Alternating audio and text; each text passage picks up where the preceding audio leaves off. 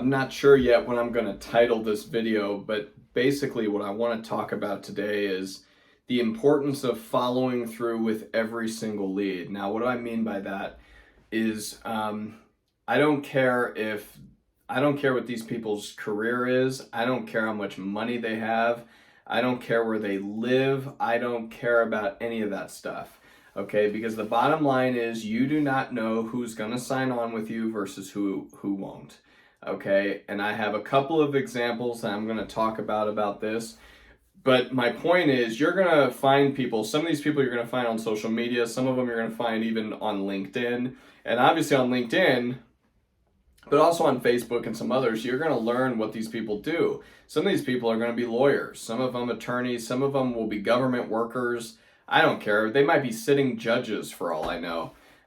Fact of the matter is, you're going to find these people, and in some cases, you're going to look at their financial status probably first off and think, oh, well, they don't need me. They're not going to need me. It doesn't, they're not going to sign on. There's no way I'm going to be able to sign these guys on with me.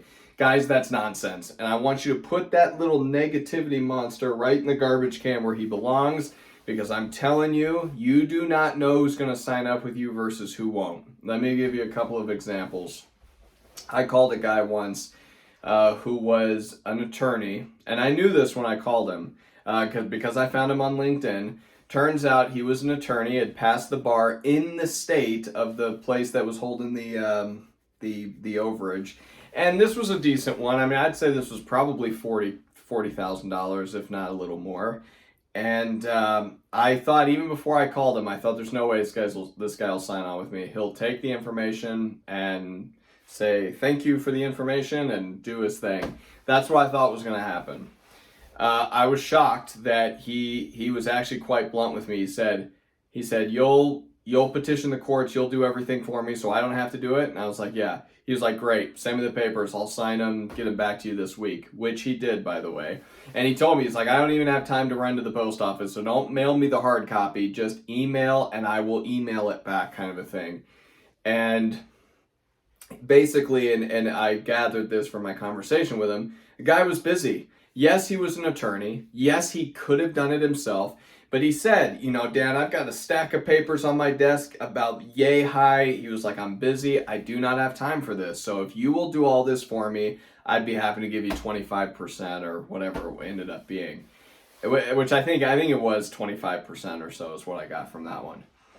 But I never thought it would go that way. I never thought it would. And he, true to form, I emailed it to him, and within a week he had emailed me the forms back. So I was ready to go, ready to do the work for him. Blown away. The other lady, so this is another case I had. This woman, a couple of things. Number one, this woman had worked previously for, I think it was the Treasurer's Department in the county that was holding on the money. And this was years ago, but she had worked for the Treasurer's Department. And she'd said right off the bat, I know a lot of people who work for the county.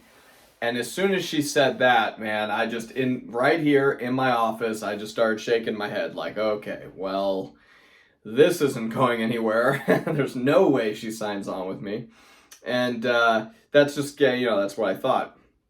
Well, and then the other thing, this was to me gonna put the final nail in the coffin, was she said, oh, and also my brother happens to be an attorney, and he's an attorney here in the state. So I just kind of roll my eyes. She obviously isn't seeing this, I'm just on the phone, but I kind of roll my eyes. I'm like, okay, great, well, that's that. And what I did is what I would encourage you to do. I didn't back down or give up or say, oh, well, you got this, I guess I'll get going. What I said was, okay, I would still like to help you. I would still like to get this money out for you. So if, for whatever reason, your brother or whoever else falls through, give me a call back, and I'd love to take care of this for you. I'll make it quick and painless, and I will only take X amount. And she said, okay. She appreciated the information. She thanked me for the call, and we hung up. And I forgot about it. I said, okay, well, that's not ever going to happen. So I went on to my next lead. Well, I think it was only, again, maybe a week or two later that she called me back. You know what? It was more than a week because I was already into a different county and doing other stuff. So it was 2 weeks, if not 3, right? That she called me back and she said, I decided I want to work with you. I didn't ask any questions. I didn't say, well, what about your brother? Or what about your buddies at the Treasurer's Department? I didn't ask any questions. I just said, great, here's the paperwork. She signed, gave it back to me, and we did the case, completed the case, and all went well. So here's the facts of life, guys. This is wisdom from Papa Dan to you, so listen up. I don't care who their brother is. I don't care who their father is, okay? Sometimes brothers are busy. Sometimes brothers who are attorneys are actually defense attorneys for criminal cases and not real estate cases. Do you see where I'm going with this? Sometimes we burn bridges from our previous jobs, and it turns out that our friends aren't really our friends and don't return our phone calls. So I don't know why this woman decided to work with me, especially considering all the resources she appeared to have at her disposal. I don't know why this happened. I don't care why. But what I know just from life is that my guess, her brother wasn't the right kind of attorney. He could have been a patent attorney for all I knew. And her friends, maybe they weren't actually good friends. Maybe they didn't return her calls. Maybe they didn't even work there anymore. Maybe she just didn't feel like doing this, Maybe she burned bridges and her brother was like, I ain't helping you. You didn't come to my birthday party. I don't know. I don't care. The point is, you guys are offering a service to these people. It doesn't matter. They can say no. Sometimes they do say no. This happens. But you can't give up. And I don't want you to put that lead aside, just because so-and-so knows an attorney. Everyone knows an attorney. Everyone has a friend who's a lawyer. That is not a good reason to stop and not continue on, okay? I'm telling you, that's not a good reason. You don't know what's going to happen. I don't care how much money they have. Millionaires, they don't want to deal with stuff. They're dealing with the problems or the jobs that are making them millionaires, right? They're not going to care about a $20,000 overage. I mean, they do. They're not stupid. They're going to want the money, but they're happy to push that onto your plate if it means they don't have to deal with it, right? Do not be discouraged by these people's socioeconomic situation, their career, their position in society, or who they know. Do not let that kill it for you, okay? If every single time you decide a lead is worthless, 100% of the time that lead will become worthless because you're not going to do anything with it. If you have a lead, if you know the money is there, if you know have been able to find the person, call them, give them a call, talk to them, tell them what you're willing to do for them, okay? You have to do these things. If you don't, then it's always going to be a wasted lead. It's always going to be a waste of time, and it's going to be worthless, and it's not going to get you paid. So do what I did. Be courteous, be consistent, tell them what you can do for them.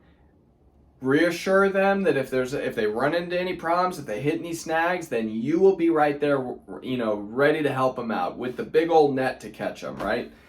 If you can just do that, then I promise you, not all these leads will be pointless for you. Just keep going.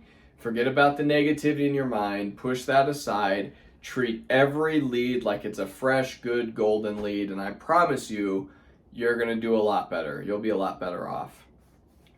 Don't let that stuff discourage you. Okay, that's kind of the point of this video. I don't want to make these too terribly long. I think you guys get the point.